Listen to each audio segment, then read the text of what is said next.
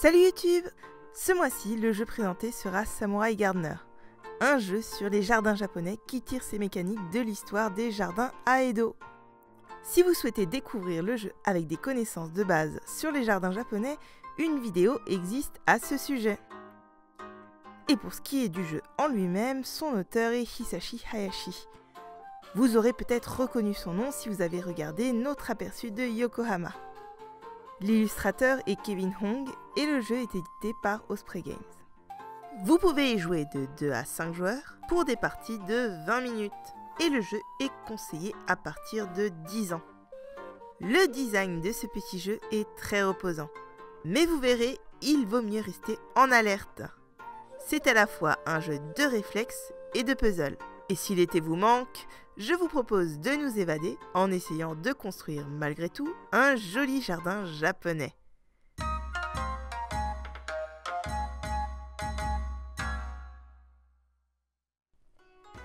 Dans Samurai Gardener, vous incarnez un samouraï.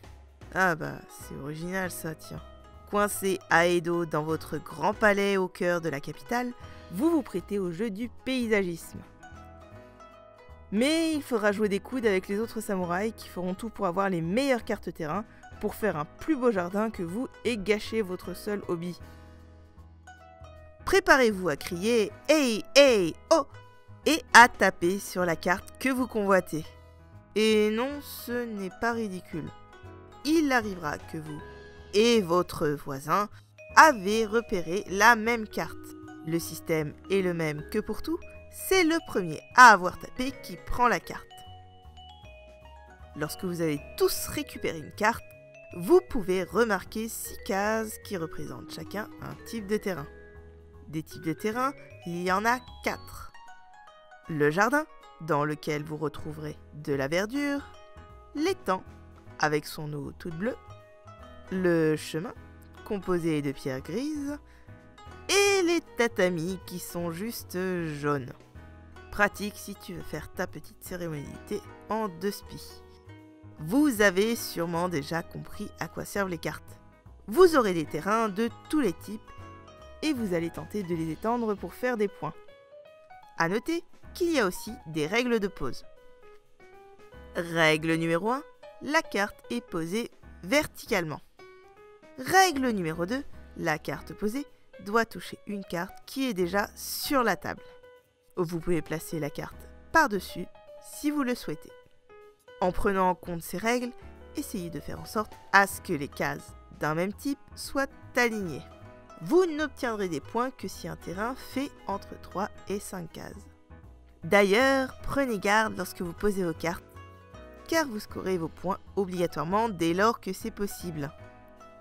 Faites bien attention à ne pas placer une carte là où elle vous empêcherait d'obtenir davantage de points.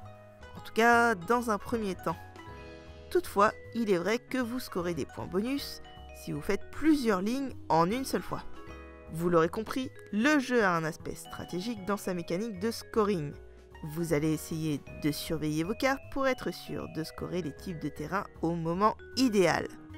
Lorsque vous scorez, retournez la carte correspondante pour indiquer que vous ne pouvez plus le faire sur ce type de terrain, jusqu'à ce que tous vos terrains aient été scorés. Là, vous pourrez reprendre le cycle et ajouter à nouveau des points à la piste de score. Ne tardez donc pas trop à utiliser ces cartes car vos adversaires font la course avec vous. À noter que des adaptations de règles sont aussi proposées pour avoir une partie plus calme. Il s'agira juste de faire des parties en tour par tour, comme dans Pokémon. Ce que je note du livret de règles, c'est que cette variation semble avoir été proposée dans un souci d'accessibilité. Je trouve cette intention très louable et du coup je voulais mettre cela en avant, d'autant plus que cela permet aussi d'avoir la possibilité d'avoir un jeu adapté aux situations silencieuses.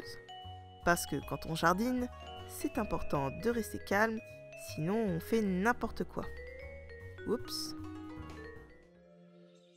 Voilà, c'est la fin de cette vidéo. Si vous l'avez aimée, n'hésitez pas à mettre un petit like, à la partager, voire même à vous abonner. Sachez que je prépare un programme un peu spécial pour le mois prochain. Je vous explique ça dans quelques semaines, avec une vidéo, bien sûr. D'ici D'ici là, stay tuned, prenez soin de vous. Et moi je vous dis tchuss!